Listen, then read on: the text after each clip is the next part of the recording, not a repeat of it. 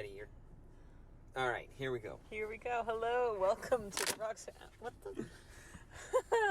Welcome to the Rocks Roots podcast. It is 92 degrees and 8 o'clock in the PMs. Yeah, it's hot as fuck. It is massive heat advisory. I stupidly attempted to climb on my roof today and abandoned that plan quickly. But we just got done with a training session for Half Dome. That's right. We were going to go to, if anyone knows of North Jersey, the Palisades Cliffs, which overlooks the Hudson River and the New York City metropolis. Piece of shit place. Just kidding. And no, but don't just kid. It is. Okay. Oh, there's a cardinal. Oh, so hot. Anyway, we were thinking about doing it, but then I said, you know what? It's nearly 100 degrees. Maybe this wouldn't be a good idea. Let's go to the gym and run the treadmill. And so we did.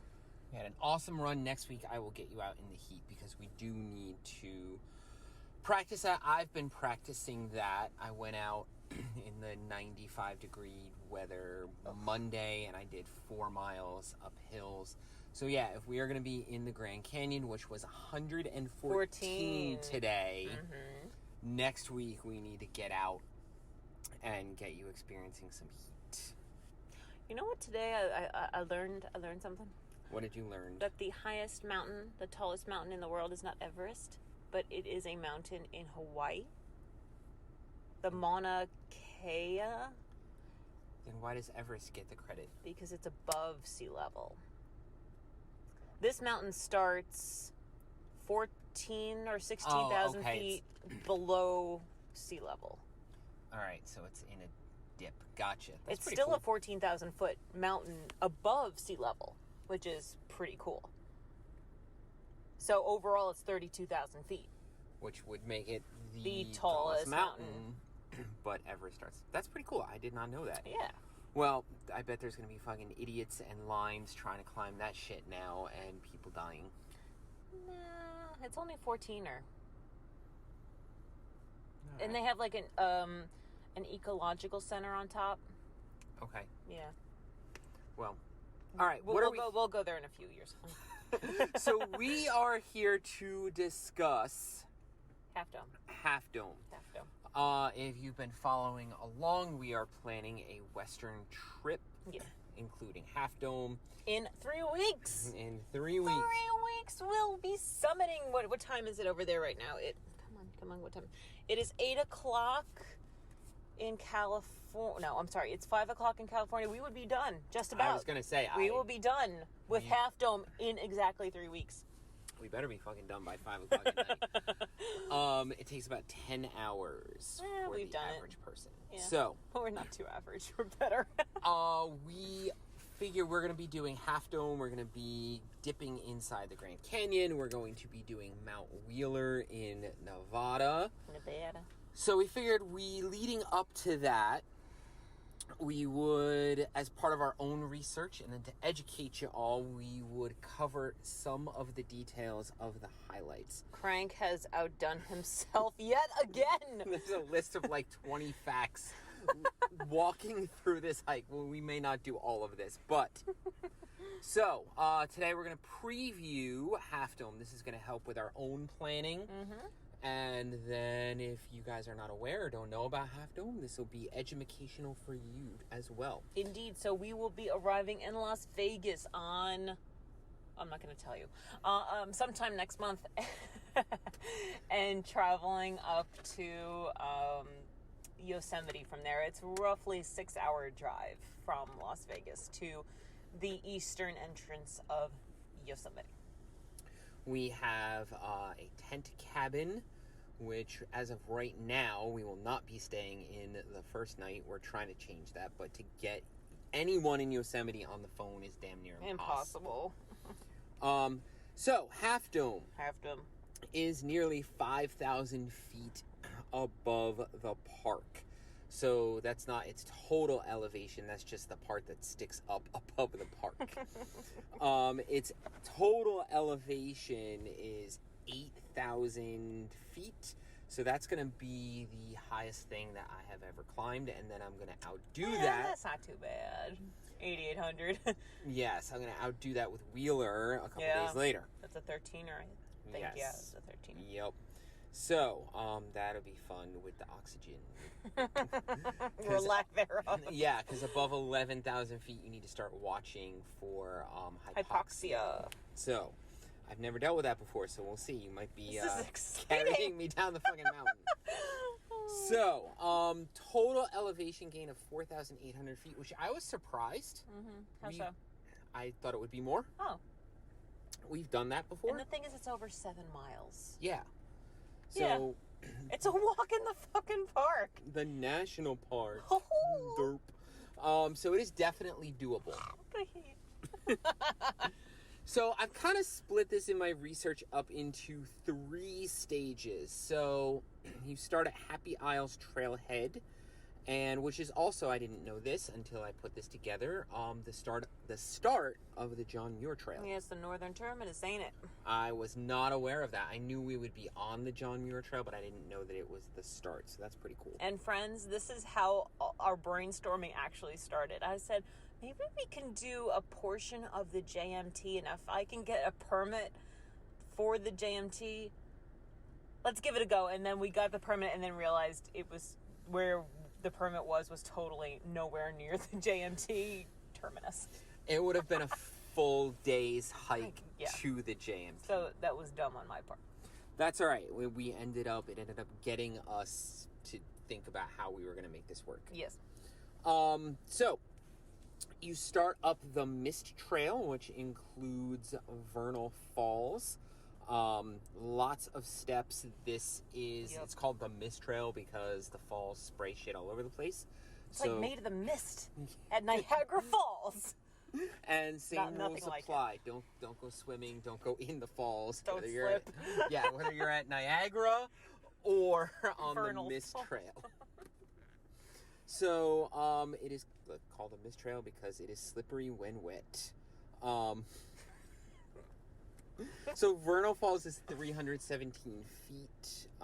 And in 2005, which we were just saying, don't play around, there's an idiot who climbed over and was fucking around, and now he's dead. So, well, he, was asking for it. Yeah. That's natural. Every life counts. Nope, not true. That's natural selection, and I don't think the Park Service should have been in any hurry if you're being that stupid. We'll also see Nevada Falls, which is 594 feet. And that is stage 1, just going up the Mist Trail. And from what I understand, just that is a really cool hike. And a lot of people who don't want to do long distance or get really intense, they just do that, and it's a great fucking day. Cool. But that is only stage 1 for us. Stage uno. So stage 2, you continue through Little Yosemite Valley, which has 2,000-foot walls carved out by fucking glaciers. And Native Americans used to settle there. Yeah, I could see why. Yeah. Near water. Shade, natural protection. Mm-hmm. So, which brings up where I am going to write an episode just so you're aware and our audience is aware. Oh, okay. I have been listening to Darwin. Darwin on Trail. And as you're aware... We don't like him. As you're aware, he has stopped his YouTube channel and no longer does gear reviews, no longer does videos of his hikes. He switched over to a podcast and a film company. And he's like the social justice warrior for trails. For hiking, yes. He's done episodes criticizing businesses who don't also, besides the taxes that they pay, donate to public lands. He's called on every single hiker to donate to the ATC and to I'm going to get into it, but it pisses me off. The ATC. And one of the things that it pisses me off is his love of public lands.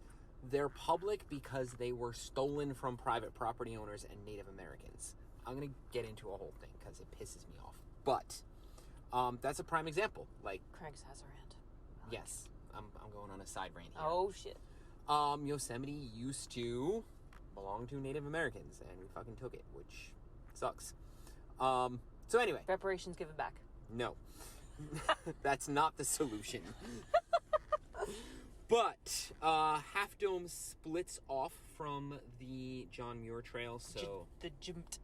if we decide not to do Half Dome and just want to keep walking for 200 miles. Shut your mouth. Well, I mean, there is that. We'll see y'all in 3.5 weeks. Yep. Call home. Honey, I know you're already mad about this trip, but I'll be fired from my job. all right, so, and that leads us to... Really? There's only 2 miles then from the end of stage 2? Yep. So Whoa. where that splits, Yeah. it's only 2 miles. Now, I'm not sure if that's 2 miles to the summit or 2 miles to the subdome? The subdome. Okay. Well, whatever it is. I mean, from the subdome to the top, it's not very far. It's only about 7 miles one way. Yeah, I mean, honestly, that's... It's just the elevation. That's exactly what I said about Matt Adams. So we know what the fuck happened to that this past weekend. Well, you and I do, but I wasn't going to go there. I DNF'd Matt Adams. I'm pissed off. Which is why we are training extra hard for this. Yes. So, the subdome is a shit ton of granite stairs that were built in 1919. Thank you. No cables. Okay. Some people consider this more scary and more difficult than the cables and Half Dome. I believe it.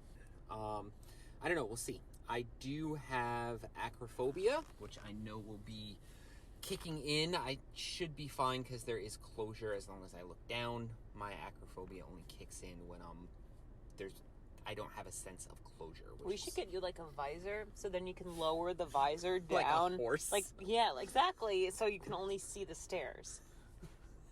Okay. Like Jedi training, like the stupid helmet and the little kids Star with Wars. Yes. They all died. Spoiler. So the subdome. Okay, so that is the subdome. So subdome itself takes 40 to 60 minutes to complete. Okay. Then you get to the cables, The cobbles. which are at a 45-degree angle. So that's steeper than your stairs at home, only by a little bit. I think the average incline of a set of stairs in a domestic house is about 35 degrees. Okay. So a little steeper, but no stairs. There's cables. 1980. That lift up. Yes, that lift up. From what I understand, the poles sit in the holes. It runs. Yes. Derp. They're not attached in any way though, so you can pull them out. No, because they take them out during the winter months. Right. Yeah. So don't be stupid up on them. Also, don't be stupid and do it in a storm because metal cables. Damn it, we better have good weather. Oh, pray we have good weather, friends. Because the permit's only good for one day. Yeah, that would really fucking suck. That would.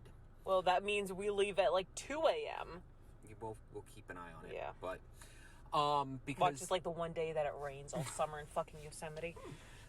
The Mariposa fire out the day we climb our hike out.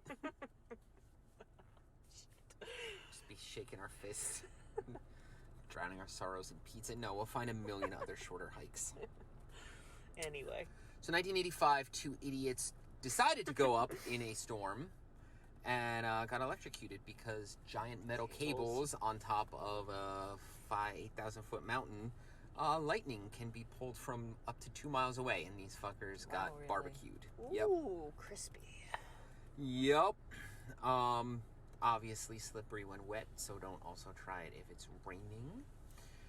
But the cables themselves are really interesting because in 1870, the chief geologist for the state of California.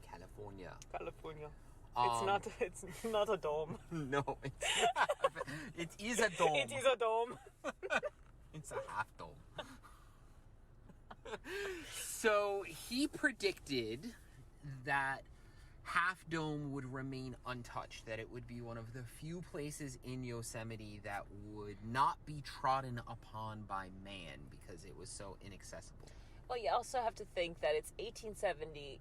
The Alps in Europe have literally just been climbed. Yes. So I'll go into that story another time. But most of the Alps had been climbed during the 1860s, and the Italian Alps as well.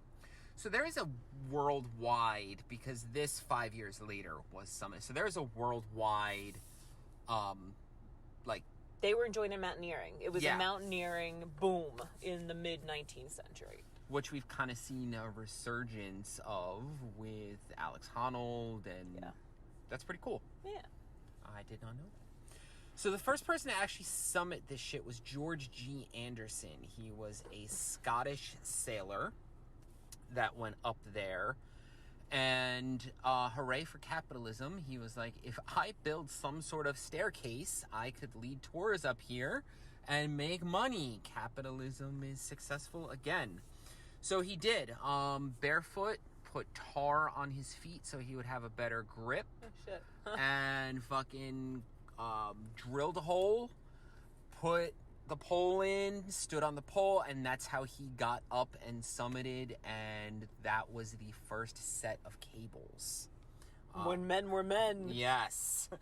October 12th, 1875. This was obviously not done in one day. I don't know how long it took him, but he got it done October 12th, 1875.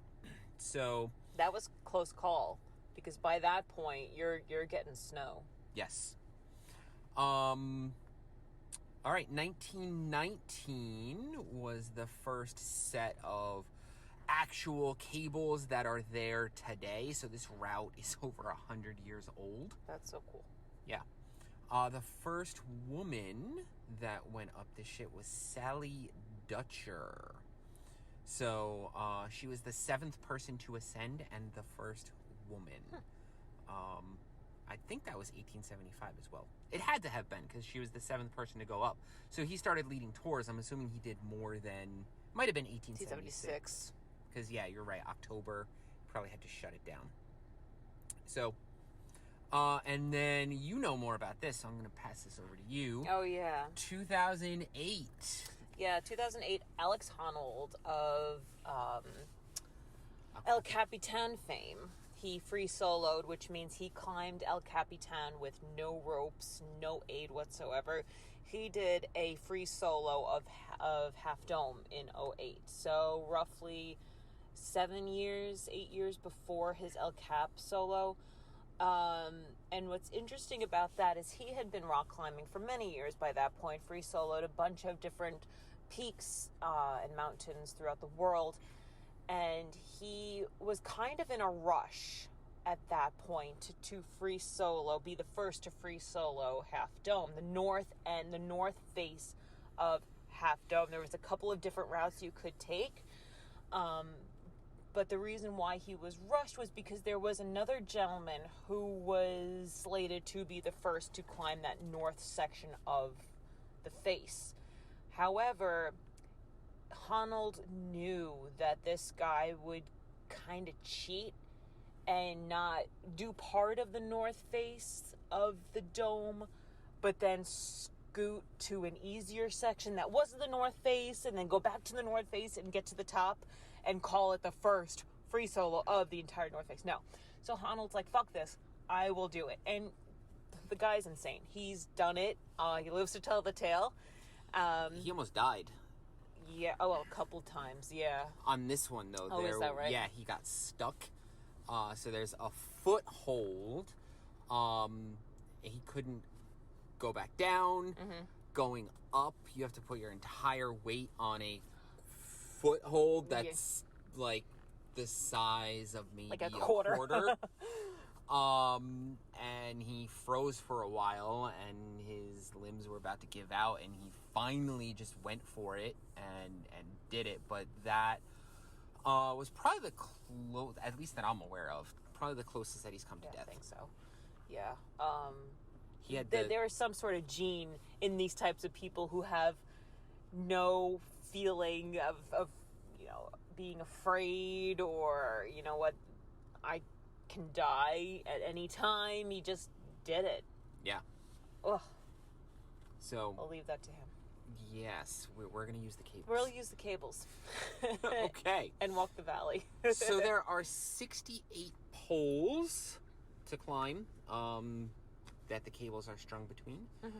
And they are there because the route is worn completely smooth because people have been walking on it since 1875 and then in a touristy fashion since 1919. Mm-hmm. So without the cables, people die. There's at least 2 people that die a year. I hope my mother doesn't listen to this before we go. But that's gonna be you and Cranky. No. People die who try to do it when the cables are down. Oh, that's when people die. That's when people die. Yeah. There are no deaths when the cables are up, or very. Kids climb this. Yes. I mean, we are gonna be fine. So. You hear that, Ma? We're gonna be fine.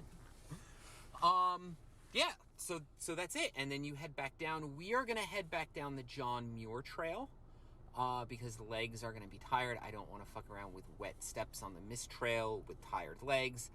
I suck at going downhill anyway. Even our DNF of Mount Adams, you were pretty shot, and you still going downhill. I had to hustle to keep up with you. So combine us, we would make an awesome hiker because I am amazing at climbing.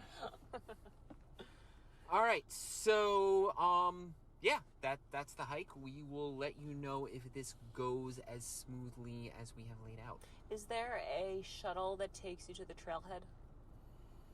There is. But probably not the time that we want to start. Correct. Okay. I think it's like 7. Fuck that. No, that's way too late. So we are going to be driving to the trailhead. Okay. Even if we have to drive right to the trailhead and park. Yeah. Oh, yeah. So. We'll drive up it. We'll do half the hike in the car. I don't think our rented Jeep is going to do well on the mist trail. Mist trail. So, update on training. I have run 30 miles so far this month. In varying conditions, up hills in 95-degree weather. I need to start doing more longer runs. We did 2 miles up airline trail. I'm counting that as part of our training, even though for sure. It was a DNF. It was still a pretty decent workout. It was 2,000 workout. feet worth. Yeah. Yeah. So, what have you been doing for training?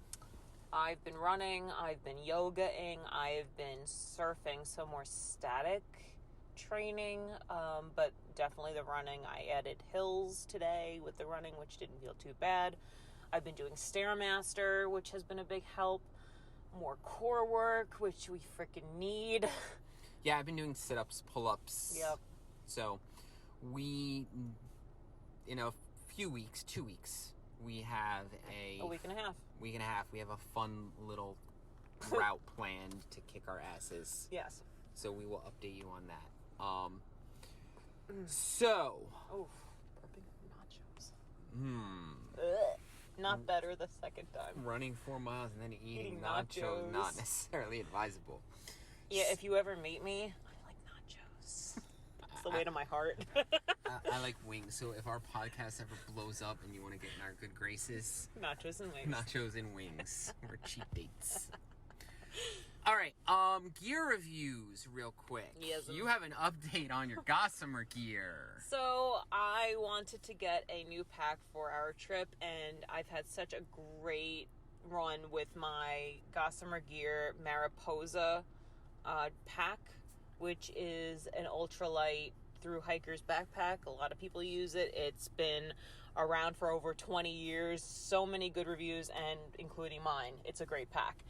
So I fell for the marketing gimmick, as I do with gear, and I got the limited edition 1980s colorway of their Kona pack, which is 36 liters.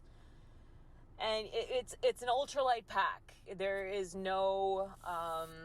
Well, colors first. It's very I call it spangly. For fuck's sake, it's purple. That's my color. Purple and black all the way. Thank you for explaining that it is a retro pack. That makes sense now. There's no pocket for a water bladder on this thing. No, there's not. Which would retro because there was no water bladders in 1985. But there was also external packs in 1985. Yes. So, yeah, some stuff about that. There is no pocket for the bladder, which is okay. It just takes up more space in your main. I mean, if I wanted to, I could just like sew a piece in there to keep it in place. But I love the hip belt pockets though. They are bigger. There is an outer pocket on the face of the pack. There are 2 side pockets for water bottles, and there is, of course, where you close the pack, there is a zippered pocket there. So everything that the I would say everything that the Mariposa has. Okay. But smaller. However, the first time I took it out was our Sam's Point hike, just as a shakedown, and I fucking ripped the hip belt pocket because it's mesh and it's ultralight. So I guess shit happens. So I'm like, okay, I mean, I just got it in the mail 3 days ago, so let me write Gossamer Gear. I wrote Gossamer Gear, hey, I just bought it. Is there any way you can just replace the hip belt because that is a separate piece? And I get an email back, that sucks, Tumbles. We'll be happy to pay for the shipping of the glue. Was it so they glue? Said that in... You know the email better than I do. I was so pissed. In these situations, we recommend our repair tape. The repair tape. We will reimburse the shipping cost of the repair tape. So I did a proverbial finger to my phone. They're like, you can do that or you can sew it. So this bitch sewed it. I sewed my hip belt pocket, and it was a pretty good sew job, I have to admit. But I guess I will put tape on it and take Gossamer Gear up on their offer to pay for the fucking shipping. So I'm sorry to say a kind of a fuck you to Gossamer Gear. That's really shitty. That is really shitty because it's a $200 pack. Yeah. Yeah, you should have better customer service than that. And you had just purchased it. The least they could do within the first 30 days is replace a hip belt. So, yeah. But, that's what... I may be taking the boyfriend's pack instead for this trip, which is a Dakine pack. But what Dakine does is they take all the seconds of different companies. So, like North Face, or I'm not going to say Gossamer Gear because I don't think they do ultralight, but all of the, like Patagonia and all of the other companies. So they buy out their stock and they put the Dakine logo on there. Okay. All right. So I'm going to use one of his packs. I appreciate it. And we'll go from there. All right. Yeah. So I purchased... Fuck you, Gossamer Gear. Yeah, that's really shitty, but that's ultralight is ultra fragile sometimes. So I do not go ultralight. Nope. I go heavy. Osprey is heavy. They're heavy. My 65 liter Atmos, the pack itself weighs like 5 pounds. So I picked up an Osprey Manta. It is 36 liters. I like it. I am in love with it. Osprey, it's sturdy. It's lighter than my Atmos. Yes, it is. They've gotten a little bit better. It's not like clunky. It came with a 2.5 liter bladder and a rain cover, so that is awesome. I like what Osprey does with the ventilation. So, where it rests up against your back is mesh, but then the pack itself bows a little bit so that air can flow through there. That was greatly appreciated. It's only one size, but has a shit ton of adjustability. You can adjust, there's 5 different settings where you can adjust where the shoulders, the straps sit on the pack itself.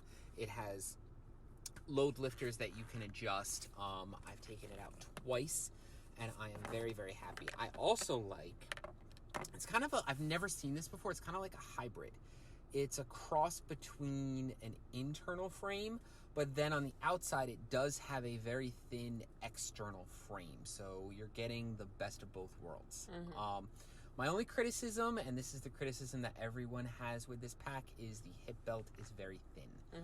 So I'm not going to be loading it up with 40 pounds of shit because the hip belt kind of sucks. Right. But I am very happy with my purchase, and that's what I'm going to be taking. Awesome. Ultra Lone Peak 6, I'm rocking. I picked those up for the trip. They seem to have fixed the issue with the toe box. It no longer comes apart from the tongue. shoe. Not the tongue, yeah, where the tip of the toe sole kind of wraps around to the top of the shoe. Yeah. That always used to come off. It no longer does, so they fixed that shit. So I am very pleased with Ultra Lone Peak 6s. I think it's my Ultra Lone Peak 5 high tops I'll be bringing. Okay. Awesome. Because I ain't bringing my lowas like I did for the TMB. That was miserable. No, you need wide toe box. And I was watching my videos last night. I'm like, fucking lowas. Yup. So that is all I have. That was very nice. Yeah. But there is a fire happening. Go ahead. Yes. So one more little note about Yosemite. We are going in August, which is peak fire season. So please, once again, may there be no rain. May there be no fires to deter us from hiking this. Right now, there is one major fire in Yosemite by the great big sequoia trees in the southwestern portion of the park. The southern entrance to the park is closed.